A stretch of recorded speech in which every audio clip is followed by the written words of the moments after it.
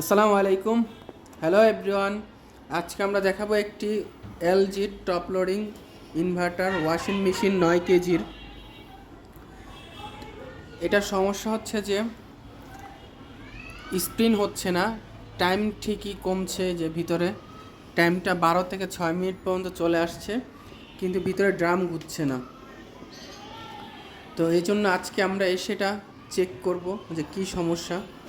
তো এগুলা মূলত সাধারণত হয় সেন্সর প্রবলেম হলে, ভিতরের যে প্রেশার সেন্সর থাকে এটা খারাপ হয়ে গেলেই মূলত এরকম হয়, আর ড্রেন মোটর খারাপ হয়ে গেলে এরকম হয়, আরও কিছু কারণ থাকে, এগুলা খারাপ হলে এরকম হয়। তো আমরা সব কিছু চেক করে দেখলাম যে সেন্সরের প্রবলেম। তো এটা হচ্ছে পুরাতন সেন্সর, এর আগেও একবার এই সেন্সরটা পরিবর্তন করা হয়েছে। তো প্রায় 6 মাস 7 মাস পরই সেন্সর খারাপ হয়ে যায়। তো এটা কারণও আছে অবশ্য। সেন্সর খারাপ হওয়ার কারণ হচ্ছে যে তো এগুলা সাধারণত ওয়াশরুমে বা কিচেনে রাখলে তারের মধ্যে পাঙ্গাস জমে যায়, আর পাঙ্গাস জমার কারণেই হচ্ছে যে ওয়াটার লেভেল সেন্সরগুলো খারাপ হয়ে যায়। তো আমরা তারগুলো খুলে দেখলাম যে ভিতরে পাঙ্গাস হয়ে গেছে। তো এইসব ধরনের প্রবলেমের কারণেই খুব তাড়াতাড়ি করে এই সেন্সরগুলো খারাপ হয়ে যায়।